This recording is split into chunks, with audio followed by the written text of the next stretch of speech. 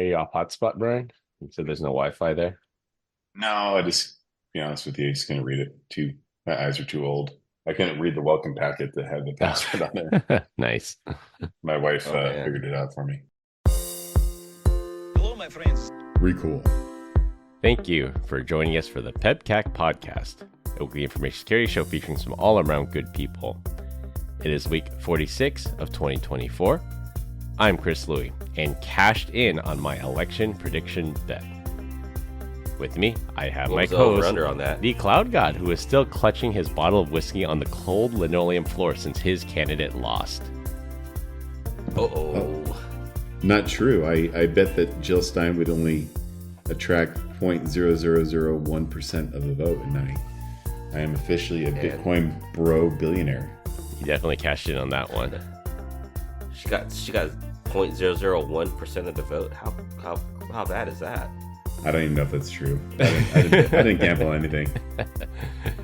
Yeah, which apparently, so I use Robinhood because they just recently came out and said, hey, you can bet on elections now because it's legal. And then I didn't know that Kalshi was legal in the U.S. this whole time because Vic, our buddy, fourth host, kept trying to get us over to Polymarket.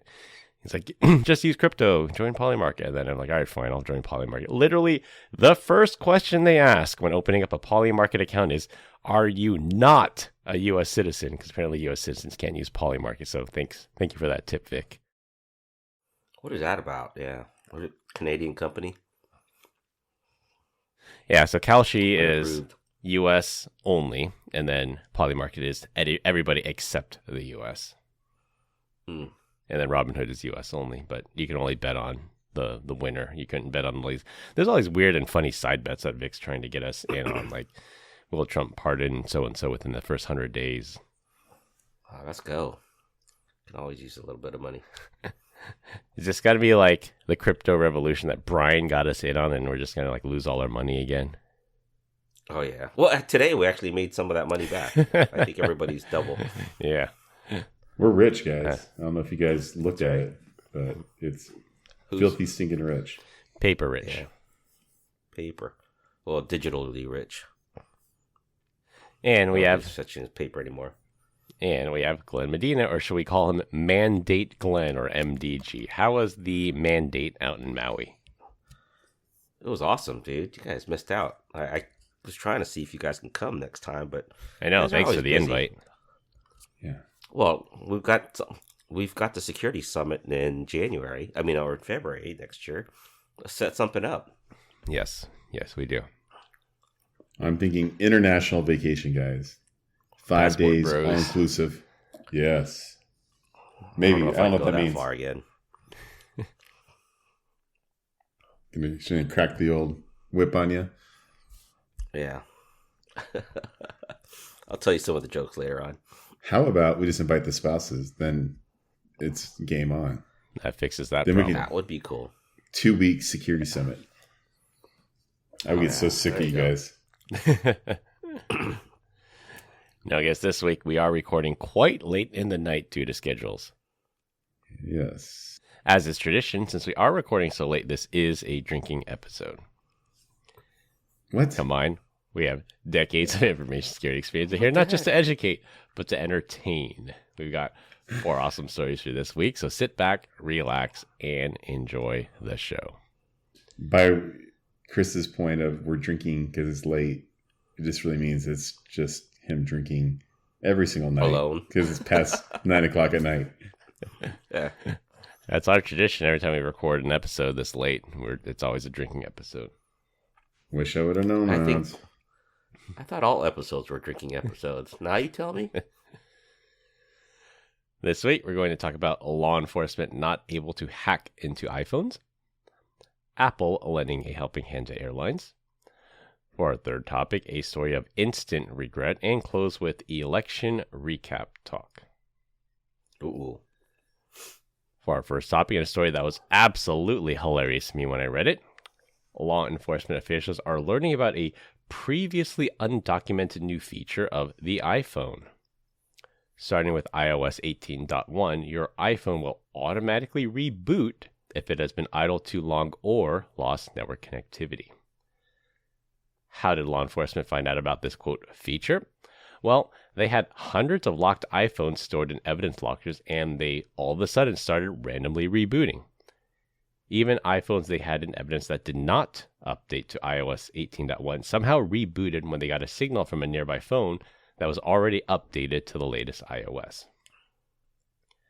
The reason this is so problematic for law enforcement and oppressive government regimes is that iPhones are nearly impossible to hack if they have been rebooted. Some forensic tools can bypass the lock screen and access the device's memory, but if the device is freshly booted, then the encryption keys are not yet loaded into memory, making hacking into it nearly impossible. As a privacy absolutionist, I love this feature, and once again shows Apple's commitment at being a privacy-centric company. That's pretty cool. Imagine all these guys going, hey, what's going on with these phones? All I know is I'm trying to read along, and I can't find where Chris is reading this from. Scroll down. Scroll down. I just figured it out. Yeah, too. what happened was I tried to, I keep track of all our notes in a separate Google Doc, and I reached the character limit. So there is a character limit in Google, and we reached it after 186 episodes. So I have to start a brand new document to archive all our old notes. So is there a new version of the... Scroll down and you'll see the notes for this week. He just wrote over the like episode number 2's note or something like that, or the previous note. Scroll down, you'll find it. So imagine what this means though for law enforcement, like having a phone boot and they say, hey, I got somebody, it's in this evidence is here. And then they go to court and they turn that phone on, like, uh-oh. We don't have that evidence anymore. Yeah. How many people are going to go free? Well, you think if they unlocked it one time, they'd just take a memory dump, and then that would be the evidence. But if it's one of those things like, I'll get to it next week, and then next week the phone reboots, like, oh, well, now we can't get into it. Yeah. You know, right now Vic is saying, this is the reason why I run Android. And Android's even worse. It makes absolutely no point whatsoever. He's like so much more secure, and I could do RCS and take really crappy phone pictures of my cookies at a meeting that are gluten-free and dairy-free.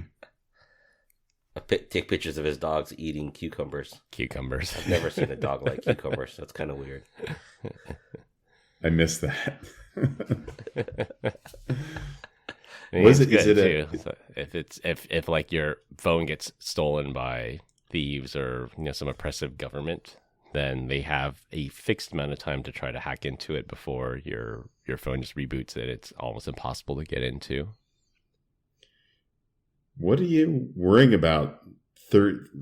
Russia coming after you, Chris? Like, I don't understand. It's not Russia. It's China. Remember all those like pro or anti-China memes that I always share with you guys? Like that will land me a good amount of time in jail if I ever visit China. Would you ever visit China? Go to China, right? Would you roll the bones and go? I would go. I'd take a burner phone. I would not bring my personal iPhone if I ever went to the People's Republic of China or Hong Kong, for that matter. I don't think that bringing a burner phone has nothing to do with your identity. You're already socialized. I know my social credit score is negative already. Yeah, along with any family, all the family you have is all incarcerated in China, right? It's all those questions I raised about Tiananmen Square and the Great Leap Forward. All those scammers that I tried to bust. See, you don't think they have a backdoor deal with Apple on these? Oh, I'm sure they do. Keep them isolated. Yeah, that's why Apple's iCloud is exclusively in China. They don't even need a sneak and peek. They just peek. Like there's no secret about it. They read everyone's email and messages over there. No, I'm talking about in the U.S. Like put these things in Faraday cages so they can never try and reach out or try and reboot. I think the article actually said even phones in a Faraday cage somehow got a signal from another phone and rebooted. So they're not getting a signal from outside because usually law enforcement put it in airplane mode, and that way the phone can't reach out and do like a remote wipe or something. But even phones in airplane mode, they just automatically reboot after a certain amount of time. Yeah. Even you said it though, right? Like phones sitting next to each other, being able to reach out, kind of like that Apple service with the AirTags. That's kind of funky. Yeah, that was a weird thing. It didn't mention it in the original article that's linked through, but I did hear it on another podcast that even if a phone had not been updated, it received a signal from a phone that was updated, and then it says, "Hey, buddy, you need to reboot right now." And then somehow they're able to send a message to that other dormant phone. Apple fairy dust, guys. Yeah. Apple. Well, think about it. Like, technically, when your phone is connected to a cellular network, it's on a network, right? It's like a network of one. But what's stopping someone from being able to, allow these two different phones to be able to connect?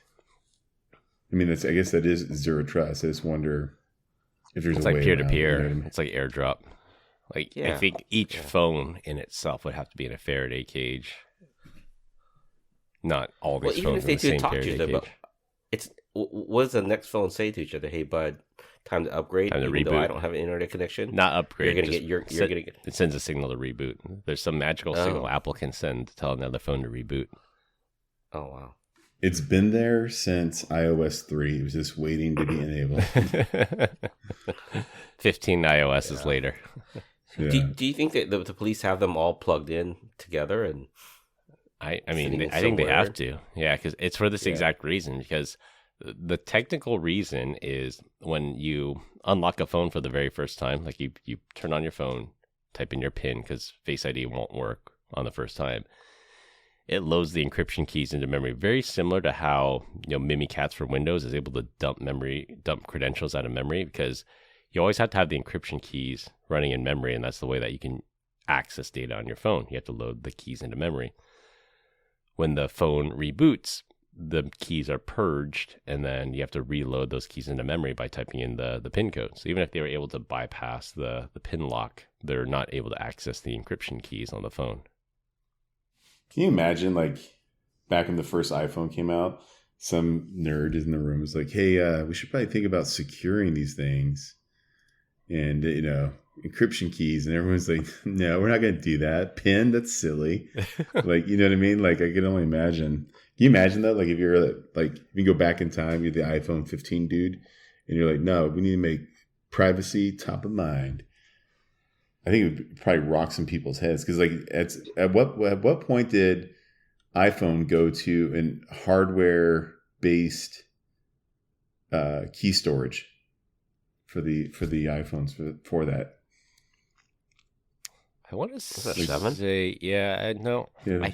I remember we had a guy from Silent Circle come and talk to our company, and that was in 2013, I want to say. And that was probably the iPhone 5. And by then, so Silent Circle made something called the Black Phone. And it was like a stripped down Android phone that was like super secure.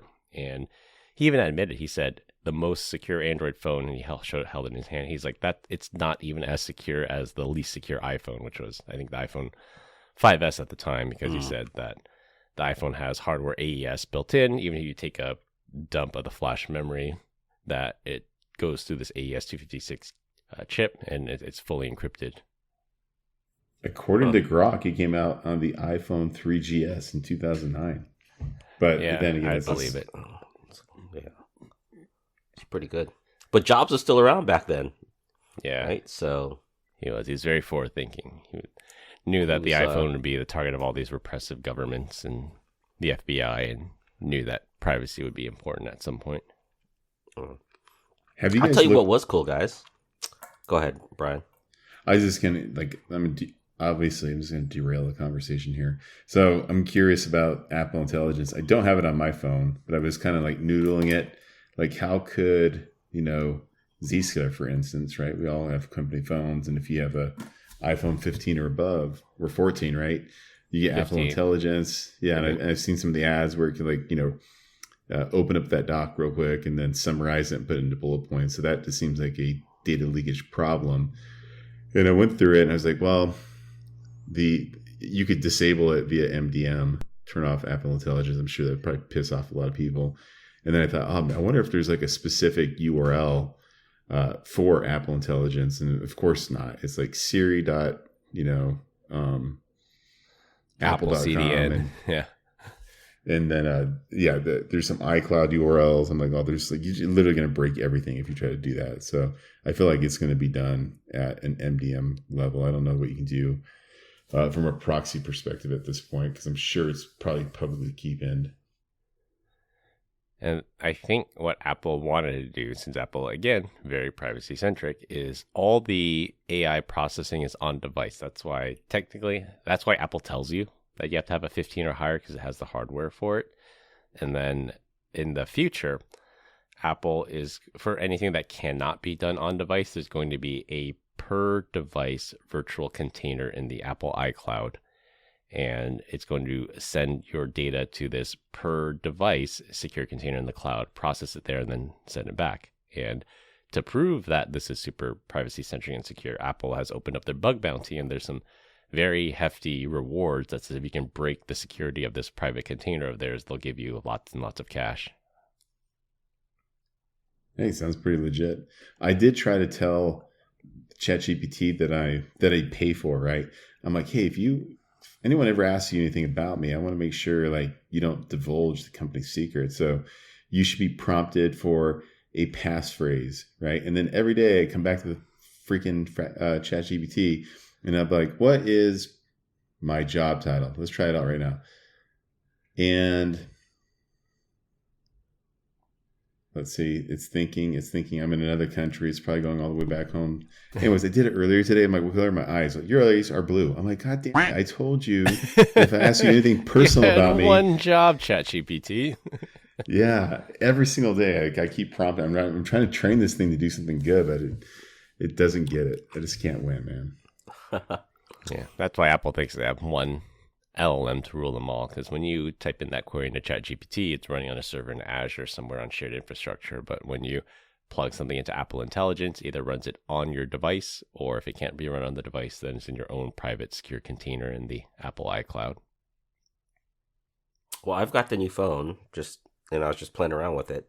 I could tell you this: it was fun to be in Maui at one of the waterfalls and not necessarily having signal, but having satellite signal so I can send text messages. I thought that was cool. Oh, you actually use the SOS satellite text feature?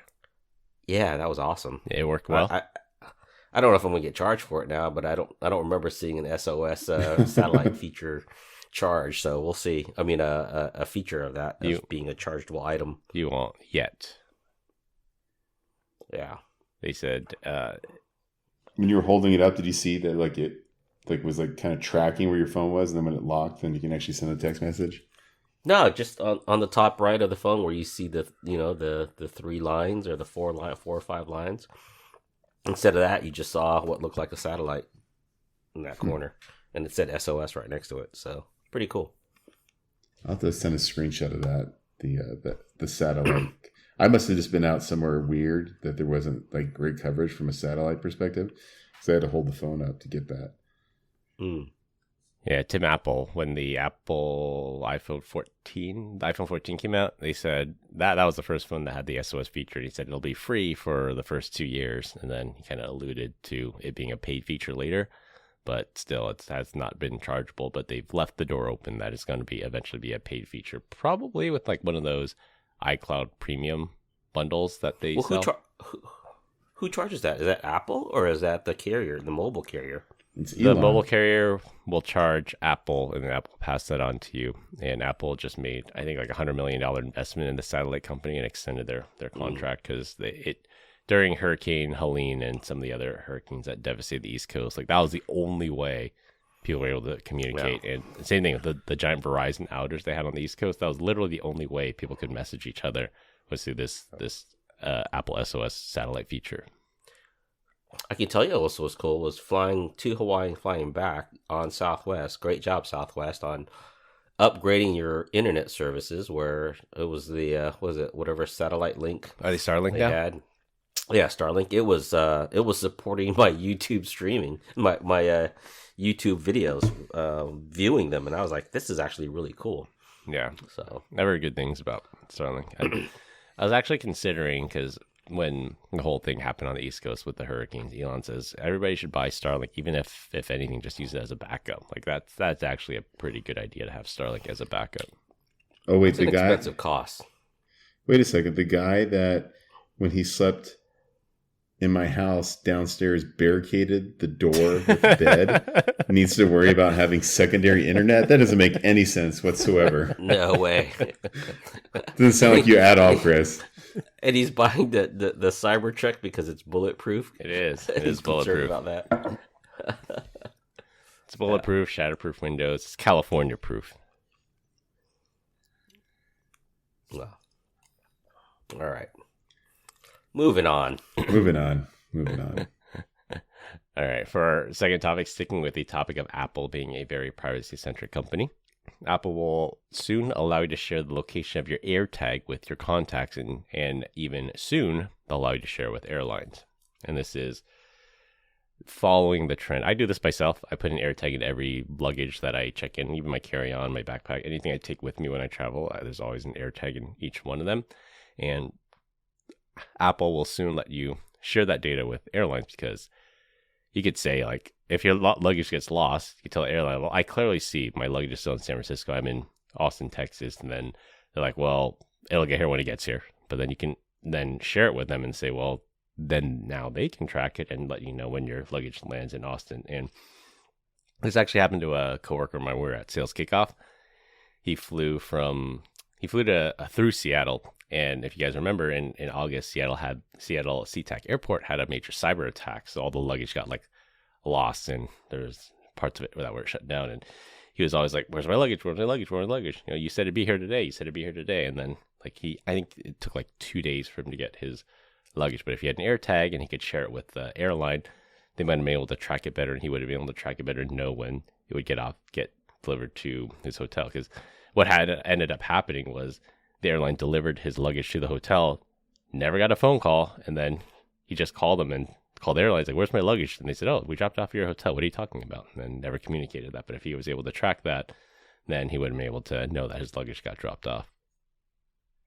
I once saw an airline employee fumble around with a banana. It was the first time they've actually ever held one.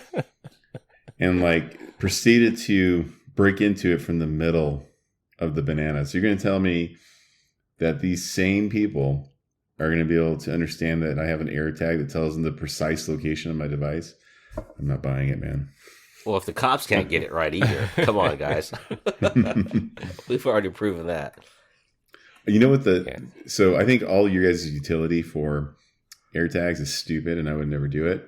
But I will tell you that the best way of doing it is for your Apple remote. You can actually buy this little thing that sticks on the Apple remote, and then you can find it because it's always slipping.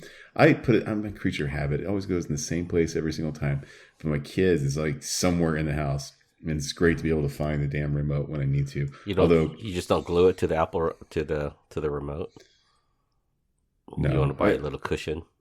So it's the only remote that I use. So he just controls the TV, turns it on, and everything. Yeah. Oh, okay.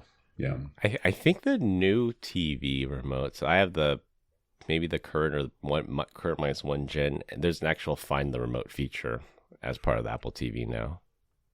Oh, nice. I got an old Apple TV. That thing's still kicking, man. Yeah. Best investment ever. 32 yeah, gigger. I've got to admit, it works. Yeah. Especially since Xfinity came over and now they have the app for it, not just Roku. It's been really nice. Because for the AirTags, only very recently, which Brian, you told me about, because for a long time, we have a tracker in my kid's backpack, and I own the AirTag, and I was not able to share it with my wife, so she'd always have to ask me to track it. So finally, they added family sharing to it, and then finally they added contacts, and it was my daughter went on a field trip. She had the tracker. Another parent friend of ours that was also on the field trip saying, "Can you share it with me? Because I want to know when the kids get back, so I know when to pick them up." So I was able to share it with them. But now it's I could share it with a third party, like a airline, so they can actually know physically where my luggage is. Yeah, it's kind of funny though. They leave it as an entity and not as an individual, right? how do they?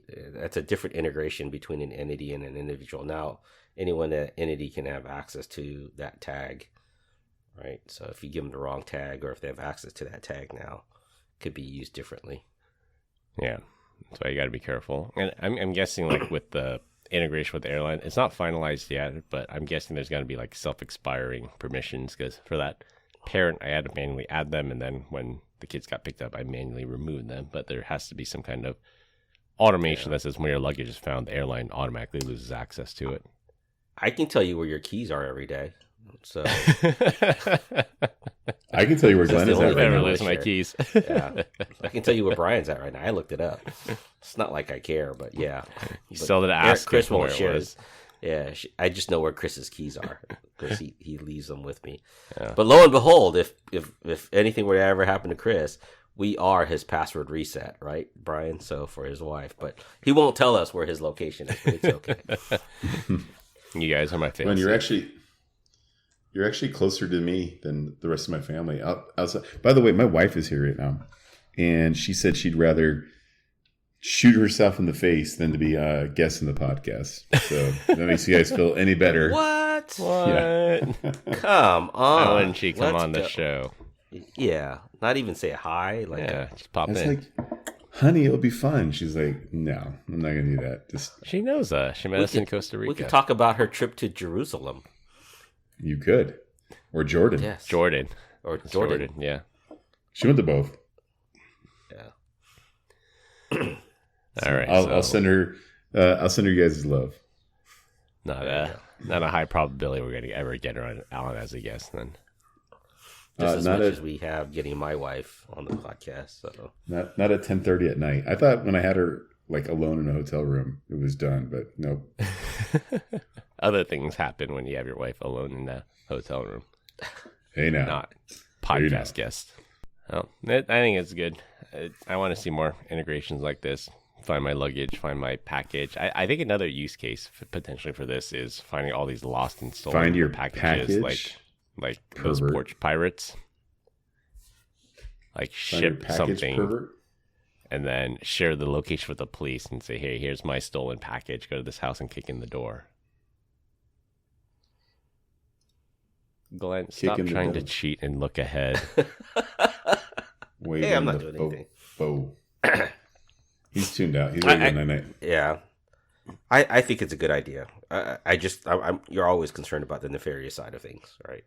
Like anything else. And that's one of the things. Like I trust Apple. Now, like we said a million times on the show, they're not an ad company. They're not Amazon. They're not Google. They're not Samsung. They don't have to make money selling ads or your location data. They truly want to make the world a better place by doing things like helping you find your luggage or helping you find your lost child. That's their mission. They make, Apple is an iPhone company. They make so much money selling iPhones. They don't need to sell ads.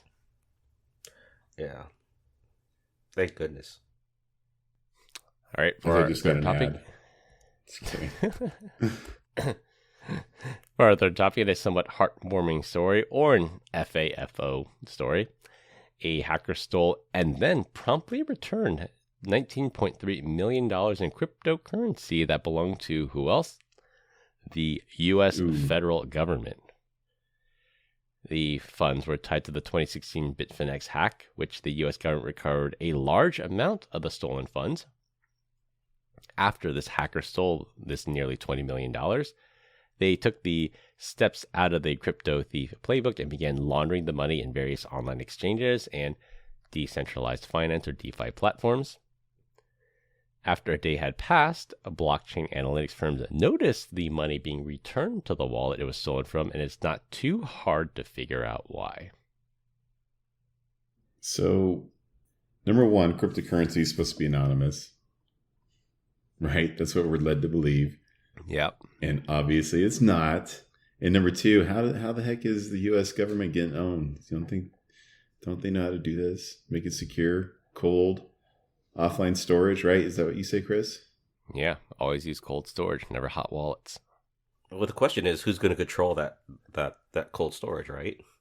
How many people have to be on the in? U.S. Treasury. But what would happen? That's an entity, huh? By the individual. So cold storage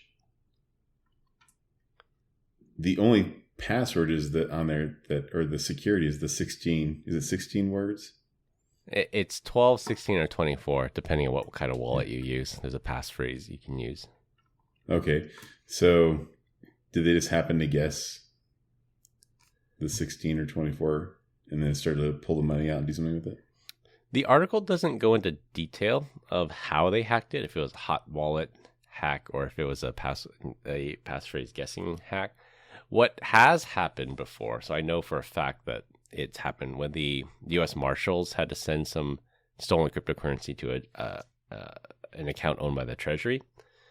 What they did is they always send a test transaction. So if I have, let's say I have 55 million in crypto and I want to send it to Brian, like I don't send 55 million in one shot. I send him $1,000 in a test transaction. Say, Brian, did you get the $1,000? He says, yes, I got it. Okay. Then I know this works. Then I know that's your address. And then I send a second transaction with the remaining 54 million in change. What happened was the U.S. Marshals did that. They sent a test transaction to a wallet owned by the U.S. Treasury. Treasury's like, yes, we're good to go. And then someone with a look-alike address, and you can find these online. You can purchase a look-alike address where the first 5 characters and the last 5 characters match the address that you want. And when you send a transaction, it asks you, are you sure you want to send it? It usually shows you the first 5 and the last 5, but it shows you the whole thing, but you only really check. And like, yep, the last 5 look good. Then you end up sending it to the wrong address, and then it's irreversible. Even if you know that, oops, I messed up, like it's decentralized finance, so you can't get it back. So that it's possible that's what happened here. Somebody sent a second test transaction using a very similar address, and then whoever was sending the money just fell for it. All I know is if I'm doing a test transaction, sending 1,000, even if I had $55 million, the $1,000 is not the denomination I'm testing with. Yeah, it's like $5. I know. I pulled okay that figure out of thin air. So yeah, it's very possible that the test transaction was $5, and then the 54.999 million would get sent after you verify that you got the $5. Chris is what we call a 1%er to all the listeners. Money to burn, baby. Money to burn. But so they ran it. They stole it, ran it through a bunch of platforms, and then returned all of it. But yeah. I mean, doesn't each platform take a little bit off? Yeah. I think the initial theft was like 20 million, and that's why the guy returned 19.3 million. Something like that. So someone got paid. Maybe he's part of the platform. Yeah. And wanted it. Yeah, and just took the 1 million. It could be like the guy could have taken 20 million free and clear, but he would have been on a government watch list forever. And even though he returned the money, I'm sure he's also on a government watch list. But maybe he'll get some leniency when it comes to sentencing. He's like, hey, I returned most of it, even though I stole $20 million. Yeah. My wife is convinced I'm on a watch list because anytime we travel, I always get randomly selected. I believe it. Does it have anything to do with the shirt you're wearing, Brian? This plain black little tee. But yes, that's exactly what she said. Well, it doesn't help that she's visited 2 foreign countries. Yeah, right? She should be the one that's flagged, not Brian. Brian didn't go to those countries. Yeah, but she's with him. That's the problem. But she never gets flagged. It's only myself. Every time we travel, random ID, pull out your pants. No. Yeah, bend over and cough. Last time we traveled by air, my kid got flagged. The quote random screening, and my kid got flagged. They're like, all right, you go through. You, Dad, you have to wait here. I'm like, what? I didn't get flagged. I got flogged. Maybe got flanked, but did not get flagged. All right, enough of this nonsense. So you think they closed the hole on being able to get past that again, or do you think the next person's going to launder it and steal it and do the same thing? I don't know. It's one of those fool me once, shame on you, fool me twice, shame on me situations. Like if they can figure out how the guy stole it, they're not, you would think, not going to fall for that again. What's the over under on this? Can we take bets on this? Let's look on Kalshi. Is this a side bet we can do on Kalshi? Yeah. So what should the government do here? Should they just take that remaining 19 mil and transfer it somewhere else to a different wallet? Is that the only way to secure this? I have no idea. I think they should transfer the money, verify every single character of the wallet that they're sending it to, and then deal with this nefarious actor at some point. He still stole $20 million and then returned it, but still, this person, I'm sure this is not the first theft this person has been a part of. All I know is that's free financial advice and free security advice from the PEBCAK podcast. So I think that the U.S. federal government should be sponsoring us now. So your move. Well, Brian asked for 1%. Brian 100% called right. it. Remember that story we did where the U.S. government was about to sell 4.4 billion worth of Bitcoin, and Brian's like, I'm sure there's some idiot in the government saying hodl, and if they had hodl, they would have made like 30% more because Bitcoin's like at an all-time high now. Yeah. It's insane how high Bitcoin is. Is it above 90 now? It hit 90 on Coinbase. It hit 90. Gee. That would have been crazy, right? If this guy stole it, it was at 70, right? And then he ran it through and He returned it at 90. returned it back at 70 and kept the profit at 90, right? I mean, that would have been funny. Yeah, he would have held the arbitrage basically. Yeah. Guys, I almost dropped my transmission. I did Bitcoin price on Google. It's 121,561. I was like, what? And then I realized I'm in Canada, and that's just fairy tale money. That's Canada bucks. Canadian dollar. Yeah, that's Yeah. fake news. That's not real money. It's so funny. He called it fairy tale money. You got that VDL? Fairy tale money up there. Canada bucks. Yeah, it's at as of the time of the recording, it's 87,000, which is still higher. I was like 67, I think, when we did that story about the U.S. government selling their Bitcoin. Guys, I'm still kicking myself. Yeah. we were like 7 minutes into driving to Banff, and my wife was already like on Zillow looking at houses. She's like, how do we move here? I'm in. That's funny. Yeah, And I look, and You I'll gotta be honest, Canadian. Yeah. I looked at it, I'm like, holy crap, like, why would anyone live in Montreal or Toronto? Like, Calgary and the extended area is beautiful. I think it might be like the Canada version of Yellowstone, maybe. With Well, you're more- looking at it now, right before the winter season, right? Yeah, everything's dead right now. We missed the Yeah. seasons. Yeah. But It's probably the best time to go, actually. Yeah, you don't want to go another month. It's going to be snow on the ground. Then you're going to be hating life. dude, the mountains are covered, and it snowed on my way to dinner tonight when I was walking. Yeah. But it was like nothing. Hmm. I'm not unlike you guys. I'm not scared of cold weather. I do have not to- like cold weather. Do you have to be a Canadian citizen to be able to buy land? No, In most Canada? immigrants have bought it. Like a lot of Canadian and U.S. real estate's been bought by foreign nationals. You should ask VDL, but then again, he doesn't own any land in Canada. He's an idiot. Renter for life. Yeah. It's beautiful over there, man. I'm telling you, I don't understand. But his whole thing is he just wants to travel, be far away from any responsibilities as possible. His poor dog. But he got a dog. His poor dog. Exactly. Yeah. His girlfriend has to take care of that dog now. Does anyone actually know his girlfriend's name?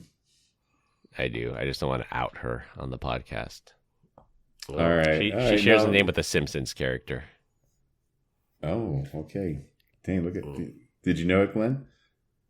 No. Well, You know, all my I don't- conversations I don't- with Victor, that I don't think I've ever been interested enough to even ask what her name was. I don't remember the name of his dog. He dropped it in the group chat. You guys just don't pay attention. No, I just glossed We're over it. not It's too stock. much.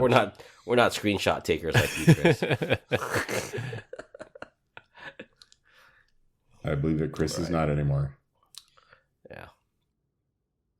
All right, for our last topic, it'll be a rotating topic every week. This week, we're going to talk about how well we predicted the election and how all the polls got it right or wrong. We are now recording exactly a week after the election. We were all wrong that we thought we would not know the results of the election for weeks or months, but by 2 a.m. Eastern time the day after the election, Trump had already given his victory speech. It was a total repeat of 2016, where Democrats were just completely blindsided that their candidate lost so bad. Trump did get more than 300 electoral votes, which was my prediction, and he swept every single swing state. It was not even close enough to order any recounts. I think they are still counting ballots now, but as of the recording, I believe Trump is actually ahead of the popular vote, which nobody saw coming. Still, did he lose Arizona? He won Arizona. Did he win? He won Arizona? all of the swing states, every single swing Wow. state. And by a margin where the other campaign cannot even do a recount. It's not even worth it. Yeah. But it was interesting though. Did you see the the map based off of county elections In California? It was everywhere across the whole U.S. Oh, yeah, I saw that one. Yeah. And it was like basically red everywhere except for major city populations where homeless isn't an issue. So it's kind of funny. Yeah, but I just want to know, where did 15 million votes go, guys, between 2020 and 2024? I just want to know. I'm not trying to raise a stink or anything. I just want to know where 15 million votes went. The optimists would say there was very low voter turnout and low optimism for this election. That there were some people that said, I'm not going to vote for either. I'm just going to stay home. I'll let you take the pessimist view, Glenn. Yeah. Whatever. Maybe they didn't exist in the beginning. So, is it really 15 million? It was pretty close, yeah. Yeah. Okay. I know there was I remember last time I looked at it, California was like only 51% reporting. It's like, what the hell, dude? Like, I think they just lost so bad. They're like, we don't need to count it, guys. Let's just call it. It was, I'm looking at it now, as of the time of the recording. So Biden got 81.2 million in the popular vote, and Harris got 71.4 million. So it's about 10 million difference. Trump got like pretty much the same. He got 74.2 million last time, and he got 74.8 this time. So only about 600,000 difference. And he won in a landslide, but Harris, in a difference of 4 years, was lowered by 10 million votes. Yeah. I did go online and take screenshots of all the election predictions, and then I went out on Twitter and trolled everyone that got it wrong. Did you get banned again, Yep. Brian? What is it? Did you get banned again on Twitter? No, but someone said it was going to be like Harris for like 365 to 173. I was like, dude, you're an idiot. Well, I was watching MSNBC and CNN. And I thought I was on another planet. It was really weird. It was like, oh my gosh, Kamala's going to win. Denying it. and then you get to the very end, like 12 o'clock, and it was like, oh no, she's not going to win. It's like total flip. And these so-called news outlets were just totally off on what they were hearing. I was listening to CNN, and the moment that I saw them start to freak out, that's when I was like, I can go to bed now. I stayed up that night. I actually listened to the victory speech. Oh my gosh, At it was like 4 o'clock. night? Yeah. Yeah, it was. Yeah. No, it wasn't that late. I think it wasn't any probably later than 11:30. 1 a.m. West Coast time. Yeah. For sure. Yeah, so the final vote was, as of right now, 312 electoral votes for Trump, 226 for Harris. It wasn't so big on MSNBC or CNN though. I think they had it at like 280 or something like that, or 295. Yeah. Kind of weird. Well, Arizona and Nevada took forever to report in, and I think Pennsylvania didn't even finish till like early in the morning. I think that's when they knew. When Pennsylvania finally called it, they said, well, Trump wins Pennsylvania, he won Ohio, won Georgia, won Florida. It's pretty much over. He won North Carolina. They just look at outstanding votes that are left, right? That can't be overturned. Yeah. And there's just some improbable. Like in Pennsylvania, they said that there were something like 700,000 votes that still had to be counted, and Harris needed like 75% of it to make a difference. And it's just very unlikely at that point to do it. And then that's when they finally called it. But look, miraculously there's another bucket of votes that need to be counted in. Do you guys know who Alan Lichtman is? I'm sure Chris does. No, doesn't ring a bell. Have you ever heard of the 13 Keys to the White House? No. So Alan's like this analyst guy, and he says that he's got this method, and it doesn't have to do with exit polls or anything like this. Like there's these 13 keys, and every time you win something, like you're the current incumbent, like that's a key for you, blah blah blah. And he has predicted like almost every election correctly. I don't know, last 40 years or something like that. I don't want to exaggerate, maybe 30 years. And anyways, he was live streaming it, and when he was watching the whole thing, I think this is like this. Maybe this is only the second time that this happened, that he was actually wrong in predicting the election. He got it right in 2016, but he was just like, I am dumbfounded. He's like, I can't believe this is actually happening right now. Yeah, I mean that's the wild card. That's what you get when you get an outsider coming in. You don't follow establishment politics, and that could throw a wrench into things. Yeah. Brian, I don't know if you pay attention to California politics, but there was a Proposition 36 that was in play. Basically, that repealed, was it Prop 22? Prop 47. Which is Prop 47, where if you didn't repeal it, but it took a lot of its teeth out. Yeah. Basically, like if you do some type of theft, it used to be $950 and below or above. Now that doesn't have to exist. Now the $950 is not a number anymore. But you can go to jail now and actually get time or multiple things. But it's good because a lot of people, it's like 70% voted for it, and Newsom was trying to push. He was against it on that one. Yeah, he was against it. Harris wouldn't say if she was for or against it, but it I think it won by like 60 or even 70. It might have been 70% in here in California. That it basically undoes stuff. It says for certain retail theft, like rampant organized retail theft, like clearly that should not get passed over. And then also drug related offenses. We had the fentanyl crisis here in California. It finally gives power back to the DAs, the cops, the police to actually charge them with felonies, because when Prop 47 came in, it made shoplifting under $950 a misdemeanor, which is basically legalizing shoplifting. And this finally takes that away. And Gavin Newsom vehemently opposed it. Harris wouldn't say if she was for or against it, but 70% of California voters says enough is enough. Like we need to fix this. We overcorrected. Yeah, so explain this to me like I'm 3. So when I go to RSA this year and I'm standing in line for my Rockstar gum, do I A, pay for this, or B, walk out like a boss? You can still walk out with the Rockstar, but if you come in with like 30 people and you steal a bunch of power drills, then maybe you'll have a problem. Or if you have prior drug offenses, I think you'll also have a problem.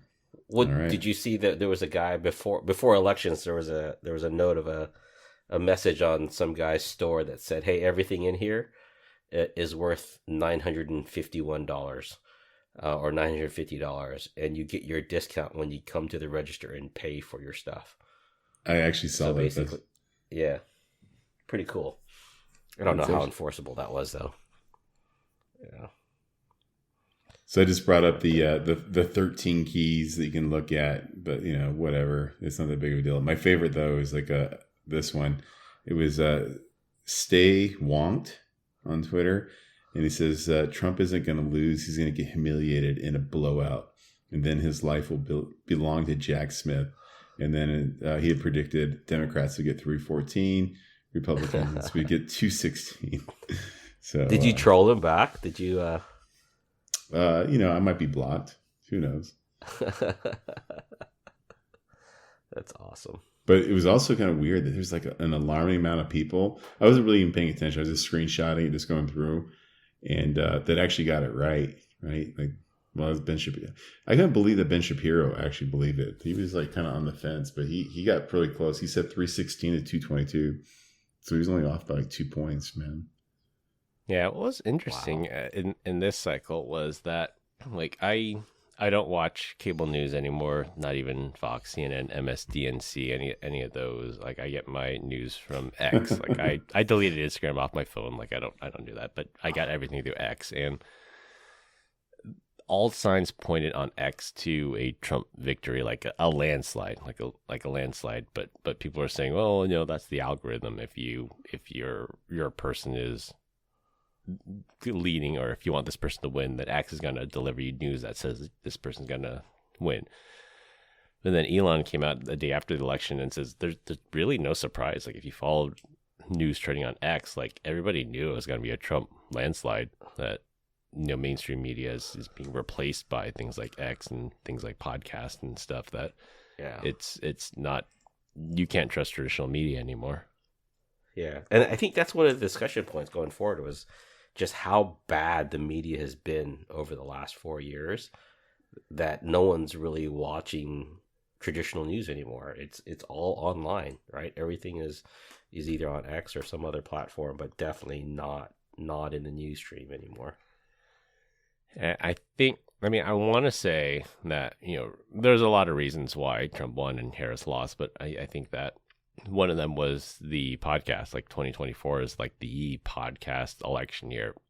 Harris went on a bunch of podcasts, and Trump went on a bunch of podcasts, and Vance went on a bunch of podcasts, and it was an unfiltered, uncensored view of the candidates. Like if you actually, and there's some political commentators, it's like if you actually sit down with Trump or you sit down with Vance, like remember the whole thing, like everyone says Trump's weird and JD Vance is super weird, so nobody should vote for him. But if you listen to JD Vance, I think he went on Rogan, he went on, maybe it was Theo Vaughn. I know Trump went on Theo Vaughn, and it's like, just hear him out. They were on there for 3 hours and they talked about policy, they talked about everything. And then, Harris went on this podcast about women's reproductive rights, and that's what they talked about. And she refused to go on to Joe Rogan's podcast to talk for 3 hours and unscripted, and just give you a view of the candidates that you couldn't get from cable news, because everything on cable news would be scripted and censored if it wasn't, following the narrative. I don't think you're wrong. I think the podcast did a good job of humanizing both Trump and Vance, if I'm going to be real. Like just on the Joe Rogan one alone, I was like, man, I kind of dig it, man. I'm into this. But on the same side, like when Kamala's doing her thing, like I just didn't, like, apparently you can't win an election on fear mongering, right? That was the whole thing. Like there was really no bad policy behind it. And I was just like, all right, this is, I don't know. It felt like, so do you, everyone's point about like, you're just in the algorithm and you're just saying whatever you want. I still, to this day, and I don't know why it is, I still see both sides. I see tons of posts from left, right, and center. So do you see that too, Chris, or no? On X, yes. On X, yeah. I wouldn't say it's fair and balanced, but I do see opposing views. Like if you go on Instagram or Facebook or mainstream media, it's completely lopsided in one way, and I don't have to tell you which way it is. But on X, I see both. Yeah. Did you guys hear some not new, but maybe some other websites? They're pay for, but they basically present the news, or they present, or they have links to like CNN and Fox News, and then they tell you which way the story is written, whether it's conservative or liberal, and that way you can kind of make your own decisions, and from that. It was pretty cool. I got to go research. I got to go figure out where I saw that. Yeah, I know the service you're talking about. It tries to be equal and fair. I don't recall what it is, but I know what you're talking about. Yeah, I thought it was cool. I was like, hey man, that actually would be something that I could read. And we're like, okay, this article's swayed this way, or this news agency is very unbiased in their opinion, right? So, or in their reporting. Yeah. All right, it's getting quite late for Brian, so we're going to let him go here. We continue to get great comments about our dad joke of the week. Dad joke of the week. This week, I'm up. Now, I remember when I was a kid, I could go into a store with $1 and come home with 3 bags of chips, 2 candy bars, 6-pack of Starburst, and even a cold drink. Well, nowadays, they got cameras everywhere. Wow. That they do. Womp womp. All right, to wrap things up, iPhones randomly reboot to prevent forensic hacking. Apple will soon let you help airlines find your luggage. A crypto thief did not want to feel the full weight of the U.S. government, and the polls were still wrong, but at least they were closer this time. That's all I have for this week. We hope you enjoyed this week's episode. You can find us all on LinkedIn. Links will be in the description. Follow us on Instagram at PEBCAK Podcast. Thank you to all listeners and subscribers who rated us 5 stars in the iTunes Store and Spotify and left us a review. We appreciate you all spreading the word to help grow the show. The best way to find us is to search for the PEBCAK Podcast in your favorite podcast listening app. My co-hosts Brian Deitch and Glenn Medina. I'm Chris Lloyd. Thanks for listening. We'll see you all next weekend. As always, have a nice day. Bye, Felicia. Bye, Felicia. Have a nice day.